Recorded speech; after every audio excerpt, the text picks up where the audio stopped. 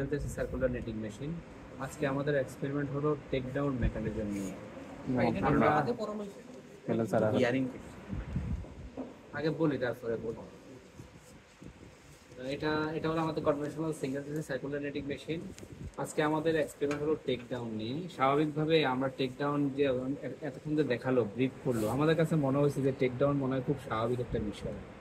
Just fabric তৈরি করবো, ফেব্রিককে properly take down করবো, জাস্ট রোলার জড়ানো, টেক ডাউন রোলার দিয়ে নিচে নেওয়া, এতটুকুই মনে হয় ব্যাপারটা। আসলে ব্যাপারটা অতটুকু না। ফেব্রিক তৈরি করা বড় ব্যাপার না, ফেব্রিককে প্রপারলি ব্যালেন্স করে সেটাকে টেক ডাউন রোলারের মাধ্যমে টেনে ক্লথ রোলারে জড়ানোর ব্যাপারটা খুব ইম্পর্টেন্ট। এবং এখানে অনেকগুলো টেকনিক্যাল টার্ম জড়িত, যেটা প্রপারলি না করলে তোমার ফেব্রিকের প্রপার কোয়ালিটি কন্ট্রোল করা সম্ভব হবে না। সেগুলো কি, সেগুলো সম্পর্কে একটু বলি। টেক ডাউন মেকানিজম নিয়ে পড়াশোনা করার পূর্বে আমাদের যেটা জানতে হবে সেটা হলো প্রপার টেক ডাউন না করলে কী ক্ষতি হয় বা কী ধরনের সমস্যাগুলো ক্রিয়েট হয়। প্রিকশন যথাযথভাবে না নিলে, সতর্কতা যথাযথভাবে না নিলে প্রথম অবস্থায় যেটা হয় সেটা হলো ফেব্রিকের মধ্যে বোয়িং ফল্ট। বো মানে কি? বো মানে হলো ধনুক। বো মানে কি? ধনুক। ধনুক এরকম বাঁকা না, এরকম বাঁকা না ধনুক। আচ্ছা, এদিকে একটু খেয়াল করো, এদিকে খেয়াল করো। আমাদের যে টেক ডাউন রোলারটা আছে, টেক ডাউন রোলার দেখো এদিকে নিচে নেমে গেছে, এইদিকেও নিচে নেমে গেছে, কিন্তু এখানে উপরে আছে। লুক লাইক ও ওর মতো না? একটা ফল্ট আছে। তাহলে এটা কেন হলো? আমরা যখন এই ফেব্রিকটা নিচে ফেব্রিকটা যখন এই যে সিলিন্ডার থেকে নিচে নামালাম স্প্রেডার থেকে, তখন এই দুটো রোলার কিন্তু এক অপরের সারফেস কন্ট্যাক্টে ছিল না, এগুলো দূরে ছিল। তো দূরে থাকা অবস্থাতে আমরা ফেব্রিকটাকে নিচে নিয়ে তারপর সারফেস কন্ট্যাক্টে দিয়ে টেক ডাউন করার জন্য, তখন আমি নিচে দেওয়ার সময় যদি এই পাশে টান বেশি দিই, এই পাশে টান বেশি দিই, আর এখানে যদি কম দেই, তাহলে ভৌ তৈরি হবে। অথবা আমার যদি রোলারের ত্রুটির কারণে এই মাথা বেশি নিচে টেক ডাউন হয়, এদিকে যদি টোটালি না হয়, তাহলে এদিকে উপরে উঠে যাবে, এদিকে নিচে নেমে যাবে। ফেব্রিকের মধ্যে স্পাইরাল প্রবলেম হবে। কি হবে? স্পাইরাল। অনেক সময় দেখা যায় আমরা গেঞ্জি যখন পরি তখন গেঞ্জিটা বিনা কারণে এদিকে ঘুরে যায়, স্পাইরাল ঘুরে যায়। বা দেখা যায় যে এই মাথা উপর দিকে উঠে গেছে, এই মাথা নিচের দিকে নেমে গেছে। এটা সেট হয় না, কারণ কাপড় তৈরি করাকালীন সময়ে টেকআপ জনিত ত্রুটির কারণে এই প্রবলেমটা ক্রিয়েট হয়েছে। এটা কি স্ট্যান্ডার্ড ঠিক করা যায়? এটা স্ট্যান্ডার্ড ঠিক করে দেবে, এটা অবশ্যই ঠিক করতে হবে। আমি এই যে এখানে যে রোলারটা আছে, এটা এবং এটা রোলার থেকে ডিসচার্জ করে দিয়ে এখানে মধ্যবর্তী স্থানের যে এরিয়াটা আছে সেটাকে টান দিয়ে প্যারালাল করে দিতে হবে, স্ট্রেট প্যারালাল করে দিতে হবে। তাহলে আমার সব দিকে সমানভাবে প্যারালালি ফেব্রিক নামবে। তাহলে প্রথম যে ত্রুটি সেটার নাম কি? অথবা স্পাইরাল প্রবলেম হতে পারে, স্পাইরালিটি প্রবলেম হতে পারে।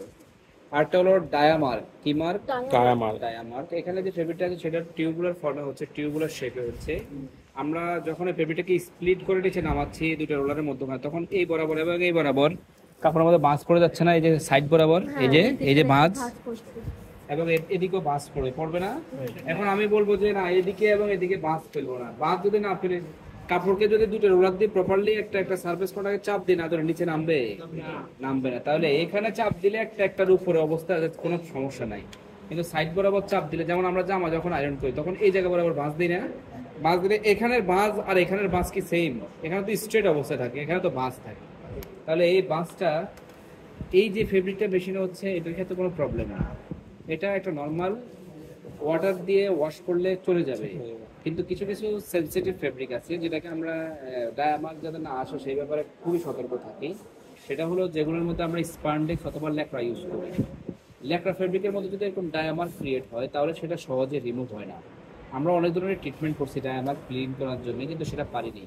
তাহলে ডায়ামার্ক যাতে না আসে সেই জন্যে এখান বরাবর ড্রেন থাকতে হবে। ড্রেন মানে বুঝি, ড্রেন মানে এখানে যেরকম মানে একটা ড্রেনের মতো, গর্তের মতো থাকবে, স্লট থাকবে, ড্রেন থাকবে। এই ড্রেন বরাবর ল্যাকড়া ফেব্রিক নিচের দিকে নেমে যাবে, ডায়া বরাবর নিচের দিকে নেমে যাবে। কই দাও নাই তো? এখানে ড্রেন নাই, এটা কনভেনশনাল ড্রেন নাই, ওইটা হচ্ছে মডার্নটাই আছে। তাহলে ওটার জন্য ডায়ামার্ক আসা যাবে না, এই একটা ব্যাপার।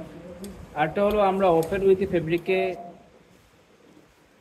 রোলারে জড়াই। ওপেন উইথ মানে ভাঁজ না ফেলা। এখানে যেটা আছে এটা হলো আমার সম্পূর্ণ রোল ফর্মে হচ্ছে, আমার টিউবুলার ফর্মে রোল হচ্ছে, তাই না?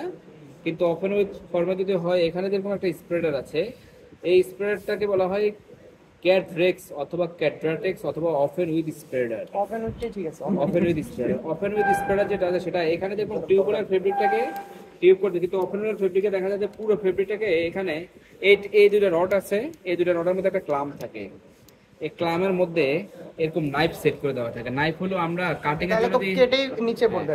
কাটিং এর জন্য যে স্ট্রেট নাইফ আছে সেই স্ট্রেট নাইফ ব্যবহার করে আমরা এদিকে সেট করে দিই, যার ফলে ফেব্রিকটা এদিক থেকে স্লিটিং হয়ে যায় এবং এখানে স্প্রেডারটা পুরো ফেব্রিকটাকে ওপেন করে এটা দেয়। কি বেটার না? তাহলে এটা করা হয় না কেন? এটা করা হয় না, এটা স্পেশালি ফর ল্যাকড়া ফেব্রিক বা ল্যাকড়া মেশিন, এই মেশিনের মধ্যে আমরা ল্যাকড়া ফেব্রিক তৈরি করি সেটা।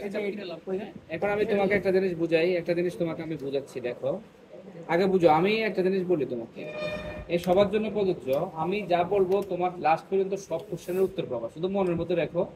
আর যদি লাস্টের দিকে উত্তর না পাবো, বলো যে আপনার কথা তো ঠিক হয়নি, আমার তো সলভ হয়নি। আগে শুনো তারপরে আসে। এখানে স্প্রেডার আছে, আছে না? এই রোলারটা টাইট করে দিই নাকি? এখানে ফেব্রিকের টানটার অবস্থায় আছে, আছে কি না? এই টানটার অবস্থা তো রোলারের ভিতর দিয়ে নিচে যাচ্ছে, কিন্তু এখানে কি টানটার অবস্থা আছে?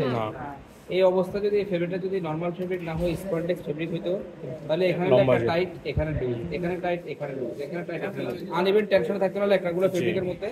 এই অবস্থা যদি রোলের মধ্যে যাইতো, তাহলে রোলের মধ্যে দীর্ঘক্ষণ থাকার কারণে লেখার মধ্যে এবং কটনের মধ্যে একটা ব্যালেন্সিং স্ট্রাকচার থাকতো। সেই ক্ষেত্রে আমরা এই ফেব্রিককে যখন, প্লিজ তোমরা কষ্ট করে দাঁড়ায় আছো, শুধু শুধু কষ্ট করে দাঁড়ায় থাকলে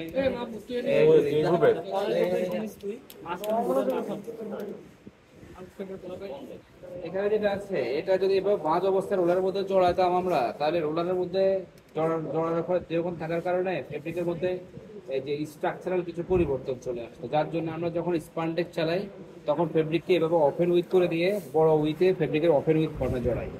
ওপেন উইথ মেশিন দূর থেকে দেখে সহজে বোঝা যায়। কিভাবে বোঝা যায়? এই সিলিন্ডারের তুলনায় তার ডায়া, তার এই যে উইথটা সেটা হলো 3.1416 পর্যন্ত এক্সটেন্ড করা, বড় থাকে। দূর থেকে তাকালে দেখতে পাবে এটা সিলিন্ডার যতটুকু দেখবা যে এই যে নিচের প্যাড অনেক মোটা। এই যে এটা যদি ওপেন উইথ হতো তাহলে এখান থেকে প্যাড শুরু হইতো, এখান থেকে এই পর্যন্ত হইতো। এটা কি ওপেন উইথ না? ওই ওটা টিউব না, এটা লাগলো না। হ্যাঁ লেখা আছে কিন্তু ওপেন উইথ নাই আমাদের এখানে, এই যে এই পর্যন্ত। তাহলে এই এই ফেব্রিকের ওপেন উইথ কত? এটা ডায়া যা তার থেকে 3.1416 সারকামফারেন্সের সমান না, তাহলে তত গুণ বড় ওপেন উইথ হবে না? হবে কি না? তাহলে এটা তুলনা অনেক বড় না? দূর থেকে তুমি তাকালে বুঝতে পারো যে এই মেশিনটা ওপেন উইথ। আর ওপেন উইথ মেশিনের মধ্যে যখন এই স্প্রেডার দিকে তাকালে দেখবে যে অনেক রকমের একটা ব্যাপার কাজ মেকানিজম আছে, যেটা টিউবুলার ফেব্রিককে ওপেন উইথে করে তার মধ্যে কোনো ক্রিজ ছাড়াই রোলারের মধ্যে জড়া যায়। মানে এটাকে এইভাবে করে তারপর এইভাবে বুঝছো ব্যাপারটা? এই তোমরা ব্যাপারটা কি বুঝছো? তার পাশাপাশি আমরা আরেক ফর্মে ফেব্রিককে নিচে টেক ডাউন রোলারের উপরে জড়াই, সেটা হলো বক্সের মধ্যে। এর মধ্যে বক্স, এখানে এই জায়গার মধ্যে রোলার আছে, এই নিচ থেকে শুরু করে এখানে একটা বক্স সেট করে দেওয়া হয়, যে বক্সের মধ্যে একটা লে ডাউন বুঝতে পারছি, ক্যানের মতো ওটা এভাবে রাখে। কারণ সাধারণত স্পন্ডেক্স যেগুলোতে চালাই সেগুলোতে যদি এভাবে রোল ফর্মে যদি ফেব্রিককে যদি এভাবে জড়াতে থাকে তাহলে দেখা যায় যে লেখাটা একটা সেনসিটিভ থেকে বেরোনোর সময় যেগুলো রাখা ওয়াশিং মেশিন থেকে যেটা বের হয় সেটা তো রুফ ফর্মে, এটা রুফ ফর্মে। কিন্তু নরমালি বের হইলে তো এরকম করে ওটার মধ্যে জাস্ট লে তৈরি করে করে করে করে একটার উপর একটা উপর রেখে বুঝতে পারছি। তাহলে এটা ক্লিয়ার। লেখা ফেব্রিকের মধ্যে লেখা খুবই সেনসিটিভ।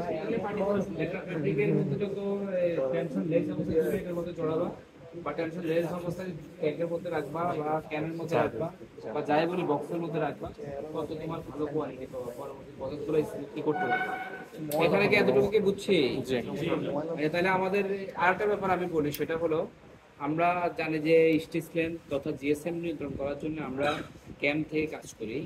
আসলে ক্যাম থেকে নিয়ন্ত্রণ করার পাশাপাশি আমরা টেক ডাউন দিয়েও জিএসএম কিছুটা নিয়ন্ত্রণ করি, যেটা তোমরা নিজেরাও এই পরীক্ষাটা চালাতে পারো। সেটা হলো আমাদের যে কনভেনশনাল সক্স রিডিং মেশিন আছে, সেখানে তুমি দুটো ফেব্রিক তৈরি করো। প্রথমটার মধ্যে ডেড ওয়েট দিবা অল্প পরিমাণে, পরবর্তী ফেব্রিকের মধ্যে ডেড ওয়েট দিবা প্রথমটা দ্বিগুণ পরিমাণে।